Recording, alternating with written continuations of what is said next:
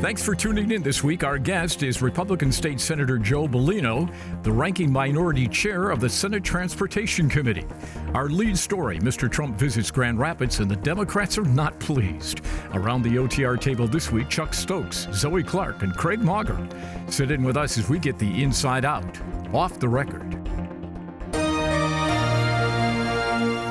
Production of Off the Record is made possible in part by Martin Waymeyer, a full-service strategic communications agency, partnering with clients through public relations, digital marketing, and public policy engagement. Learn more at martinwaymeyer.com. And now, this edition of Off the Record with Tim Skubic. Thank you very much. Welcome to Studio C on this Friday morning as we do another edition of Off the Record. Donald Trump in Grand Rapids. Lucky you got to cover him. I did get to cover it. It was quite an event.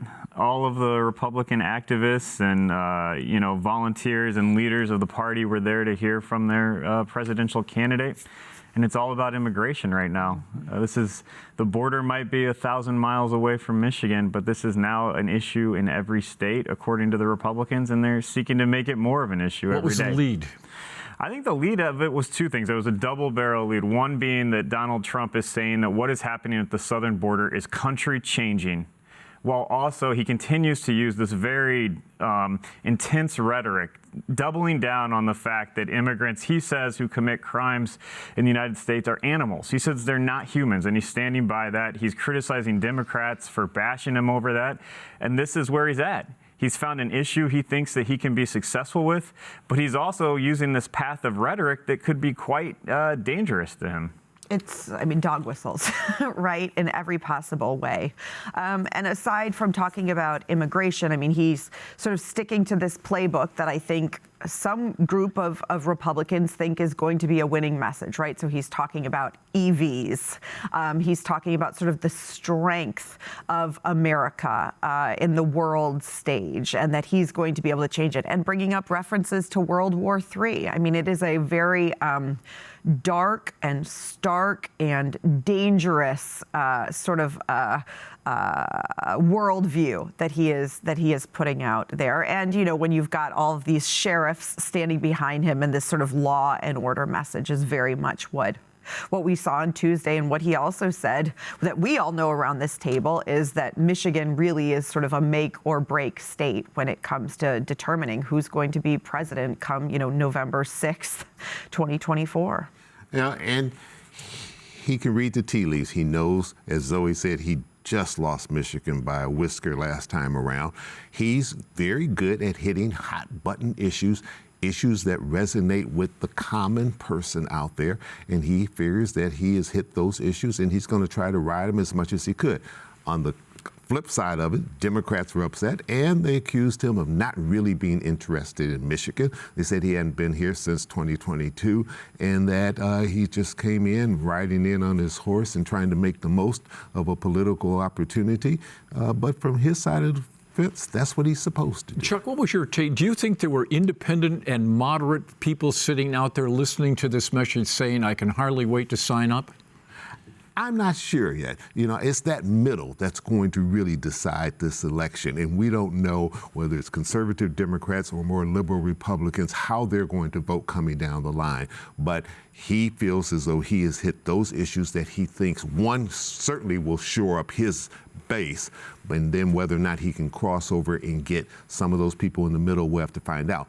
Biden, on the other hand, feels as though he has hit those women's issues that are very important, that he feels that the center is going to carry about, belling down on the fact that the Supreme Court has voted the wrong way, and if he has opportunity to remake and change that court, then women are going to be protected in terms of the rights. So they each have their issues. It's just a question of which one can resonate the most with it, and down the line, come November, see who wins. And in each prospective candidates and their group of supporters, including Gretchen Whitmer on Biden's side, she was just in Arizona this week talking about reproduction rights. So I think, Chuck, you're absolutely right that what this is coming down to are the issues and the topics that both of these presidential candidates want to talk about. And to Craig's point, immigration and border security is where Trump and I think the Republicans see some movement, right? Because when you actually actually look at polling among Americans when asked, Republicans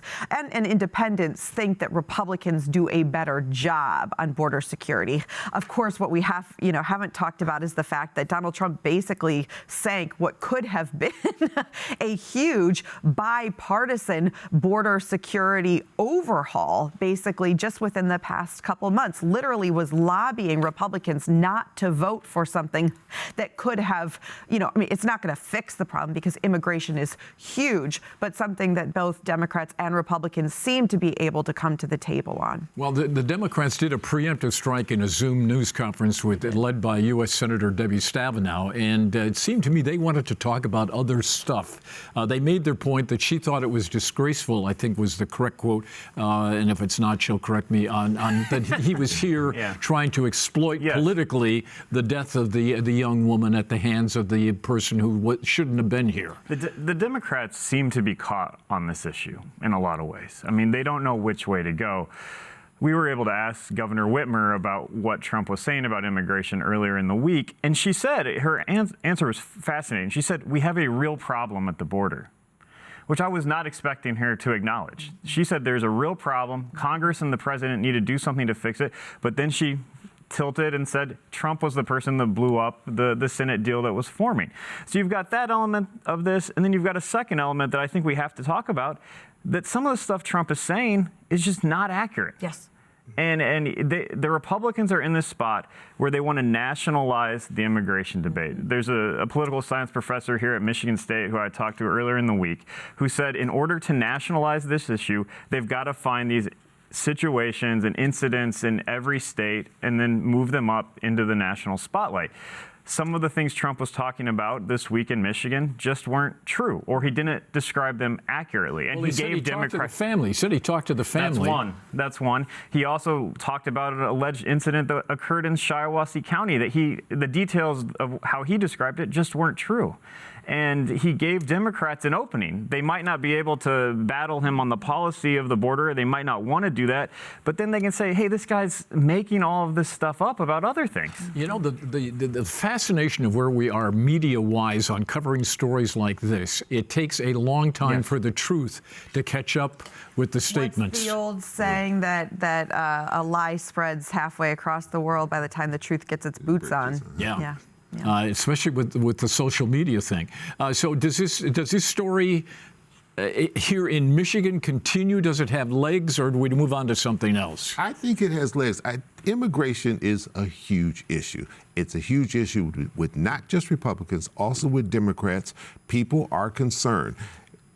Granted, we're this huge melting pot, and that's how the strength of this country built itself. The Biden administration is going to have to get better at articulating what diversity is about in this country and whether or not that's something that we should be embracing and trumpeting going down, no pun intended, going down the line.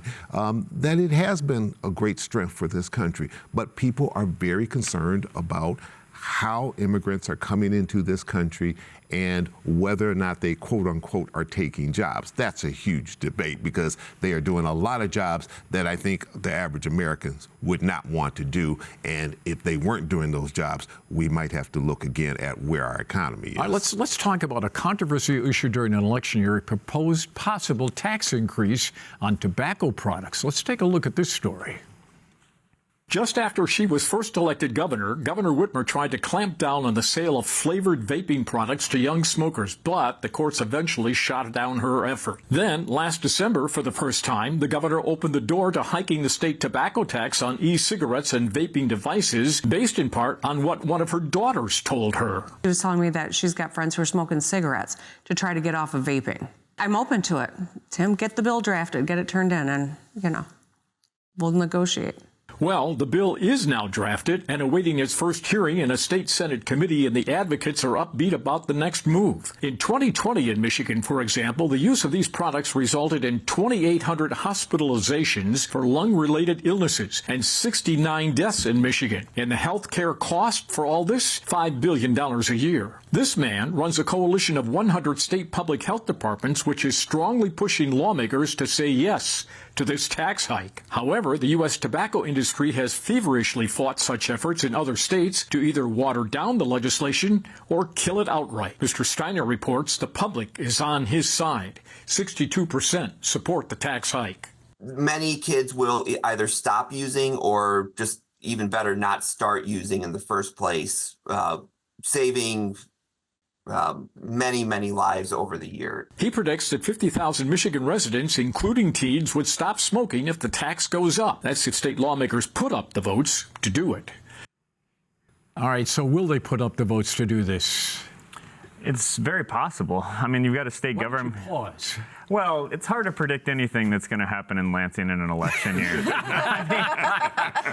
ahead, take a shot at Election season Just or come two. in and give me an answer that I can play later. Yeah, I think it's very possible, given the makeup of the legislature at this moment. The state government is looking for additional revenue. Is this a way to come up with additional revenue while also saying, hey, we're combating a major health problem, as your piece kind of laid out? So I could see the Democratic-controlled legislature going with this. Will they have the votes? I don't know. Yeah. It looks like, I mean, also part of this package of bills, right, is like more local control and local governments being able to create some of their own decisions. And so you've got, like the Michigan Municipal League and folks behind it. So it could be an interesting push. I mean, I think there was one piece I read that like $5 billion are spent on healthcare costs on this alone. It's this sort of interesting push, right? I mean, I remember like what a big deal, just like smoking in bars when we stopped, and it happened, and then like folks got pretty used to it. And I think like if you polled people, my guess is most people really enjoy that fact. And so I just sort of wonder if this is the direction that we're going into. And so it wouldn't surprise me. But to Craig's point, I mean, there's going to be so many negotiations and political conversations about everything this year, and particularly having a huge budget that needs to get done in an election year. It'll be interesting to see what conversations and who gets behind what bills from now until November. Well, speaking of conversations, the governor is promoting conversations in this town with the publishing in July of her book, Chuck. True Gretch. Do you smell maybe a presidential run somewhere down the line? Oh, you guys. Not an issue you want to go into, right, Tim? Look, everybody feels as though they have a book story and a book in them, and she certainly has had an interesting term as governor. She wants to write her story. I'm sure she is positioning herself to tell her story for whatever may come down the line. And I kid about presidential run, but we've seen how many politicians do this, whether it's being appointed to a cabinet position or being appointed to a major board down the line. She's trying to prepare herself for when she's not governor. She's still relatively young in terms of political terms, and I'm sure she doesn't want to just go sit in a rocking chair after this is all done. July 9th, which just happens to be less than 6 weeks before the Democratic convention. There you go. She has come a long way with a title of True Gretch. I remember doing an interview with her years ago when I just slipped and called her Gretch. She got all over me like, did she really? Oh, absolutely. Yeah, she was told by her grandmother, right? Don't let anybody ever call you Gretchen. Now here it is, the title of the book. She's come full circle. Hope Grandma's not watching from up there. It speaks to the issue of where I think she is at politically right now. In Michigan, we all know her. We all are very familiar with her. Nationally, you look at the polling, she does not have a direct path to running for president right now. She has to raise her name ID nationally with voters in states all over so they know who she is. This book will give her an opportunity to tell her story, go on national TV shows, Morning Joe, all of the others, and talk to viewers again. And I think if she does want to run for the White House one day, it's a smart move. Would you believe me if I told you I do not think she will run for president? I don't believe. I don't know if she will or not, but I don't. I think she's given an opportunity to herself right now. Why do you think it, though? Yeah, you said this a couple weeks ago, and I tried to press you, and you were like tight-lipped, just like, Just I had a thought. Had a thought. Just had a thought. Yeah. Okay, you're not buying it. Chuck?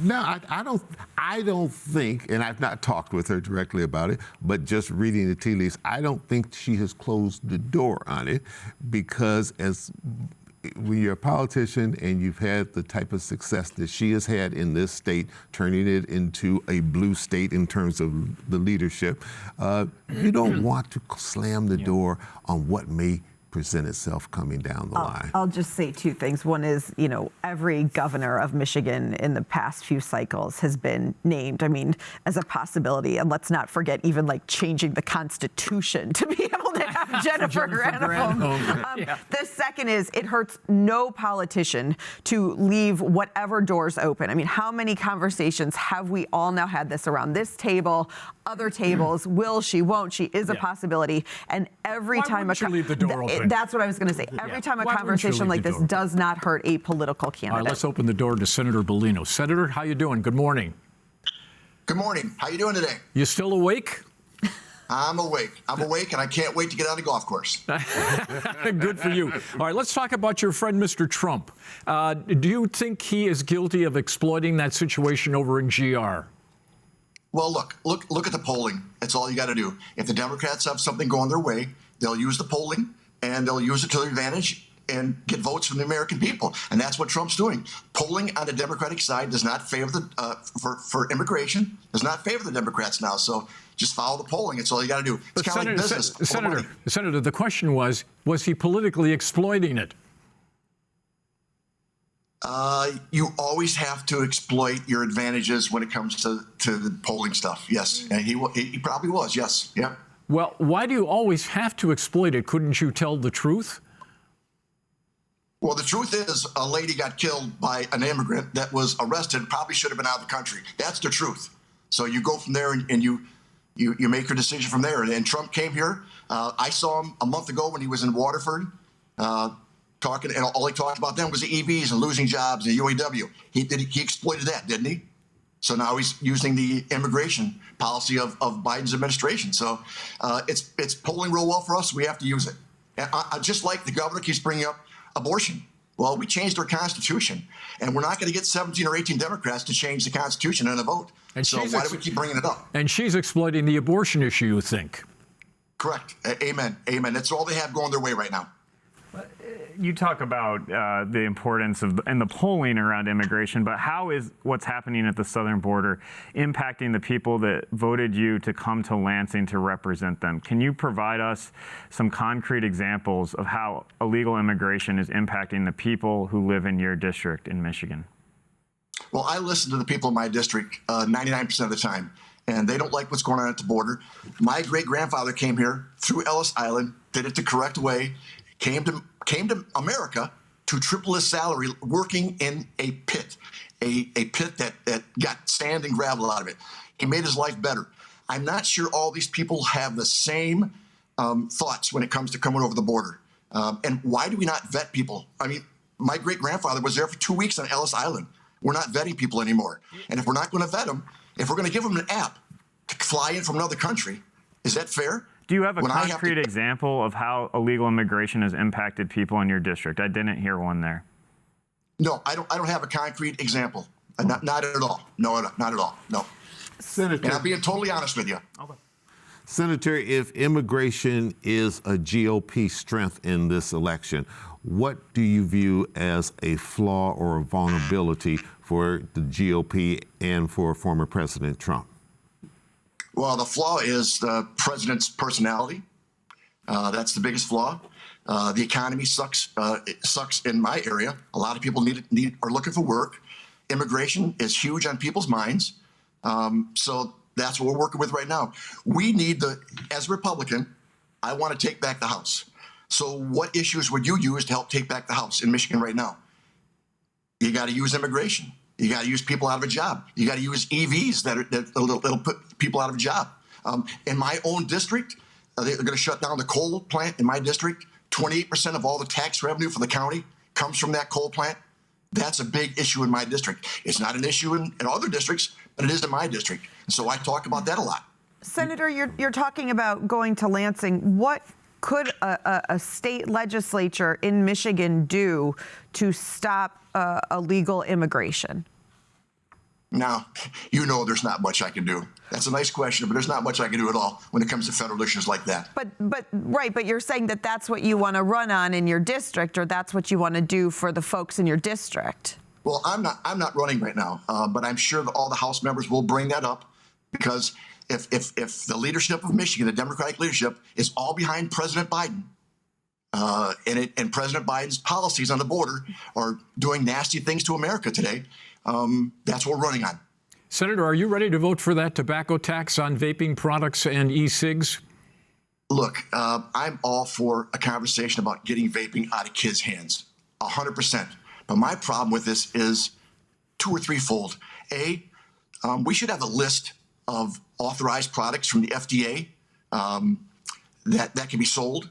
We're having tons and tons of things coming over from China that aren't authorized by the FDA or even looked at by the FDA, and that's what's causing problems. I had a retail store. You want to raise the tax on cigarettes $1.50? Is that what the bill says, I believe? When they raised the tax on cigarettes in the early 2000s, overnight, I lost 25% of my business, and my store was 17 miles from the border. So now you're going to destroy businesses even more. And because of the people going to Ohio to buy their cigarettes cheaper, they bought their beer with no deposit. They bought their pop. They bought their gasoline. How much tax dollars did we lose because of that? We lost hundreds of millions of dollars. And I'm not sure this is the right way to do it. But I do believe vaping is hugely bad for kids. That's a fact. So you're a no vote. I'm a no vote as the way it's written right now, but I think there's some things to change in this bill to get me to a yes vote. You are one of the top Republicans on energy policy in Michigan right now. I wanted to ask you, what do you make of the influence at this moment, now that you're in the minority, what do you make of the influence of DTE and consumers? And do you think, what the Democrats have done, working with the utilities, do you support that? I mean, I don't think you do on solar panels. What do you make of the utilities' role in that legislation? Well, let's get honest here. When we had this discussion about rooftop solar almost 4 years ago in the House 3 years ago, I knew I could get a raise in the percentage, which was 1% from the 16 bill. And I wanted to raise it 9% for the UP for rooftop solar, 6% for consumers, and 3% for DT. Give them a 7 or 8 year ramp to not worry about what was going on with their rates and paying for the lines and stuff. But it was completely rejected by the other side. They wanted a complete pullback and make it 100% solar. So I did offer some leeway there. When it comes to taking away local control, completely against it. And I can't believe that after about 50 years of talking about local control, the Democrats did that. And that's going to hurt them in my area. Is the system working in which we use currently to decide what customers' rates are and decide whether the rates DTE and consumers are putting forward should be implemented? Is this system working? We're seeing the utilities requesting new increases even in recent days. I mean, you guys have some responsibility for this. Do you think this system's working right now? I think the MPSC's got some work to do on this. I'm not sure. I haven't looked at what DT is going to do with all the money they're going to raise, but people that use the energy have to pay for it. And you know that our grid needs a lot of work. And if we're going to plug in 1 million EVs at 10 o'clock at night, right now it wouldn't handle it at all. The DT people tell me that. So we've got a lot of work to do. And who's going to pay for it? So more rate increases people should expect is what you're saying. I think so. And just like we're paying more for everything else, we're going to pay more for energy. Has DTE earned a rate increase, in your opinion? Well, it's not for me to judge. I mean, my power went out 4 times the last 6 years and once for a long period, and it was all caused by the same tree in somebody else's yard. So that wasn't DT's fault. That was somebody else didn't want to cut a tree down. Finally, my neighbor paid the guy to cut it down, and he did. So whose that's fault where I is stand. I mean, the outages that we've had, if it's not the utilities' fault, if it's the neighbor with the tree, are you saying it's residents' fault that we deal with these outages every year? But you know, Craig, that almost 85% of all the outages are caused by trees and limbs. Do you know that, Craig? I mean, I've heard the stat used before, yes. Okay, yeah. And so the trees, DT's trimming trees, but they have, let me give you an example. I'm first elected, and I got a tree in the backyard. I got a line going through it, and it's a fir tree, and it's rubbing the line. So I call DT and say, will you please, do something so I don't lose power? DT comes out, and when I come home that day, there's a big hole in my tree. And it was funny, but it wasn't rubbing the line anymore, and I wasn't going to have to worry about losing power. So DT does what they can legally. I know this for a fact. I've got 2 of the biggest plants in Michigan in my district. If they shut the one plant down today, Craig, we're having rolling blackouts for months on time. We can't get the energy in from the southern border.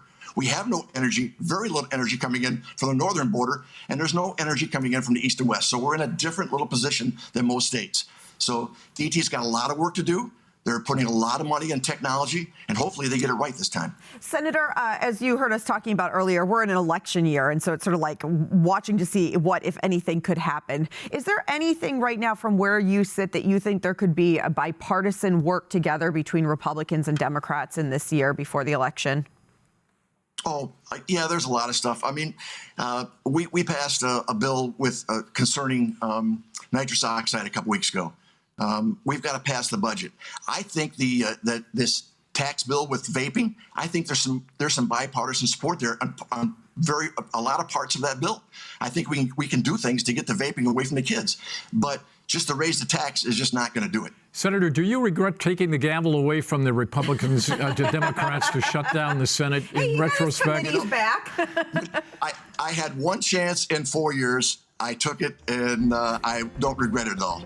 Well, but they punished you for it. Yes, they did. Yes, they did. But you know what? Most of the Democrats know I'm not an idiot. I've been getting along with them fine for years. I've served with them. I said earlier, Jeremy Moss, I consider a great friend, and we don't agree on much politically. So I think they went to bat for me and made sure that the penalties I got weren't as bad as it could have been. Senator, always good to see you. Hope you hit a nice straight one down the middle of the fairway.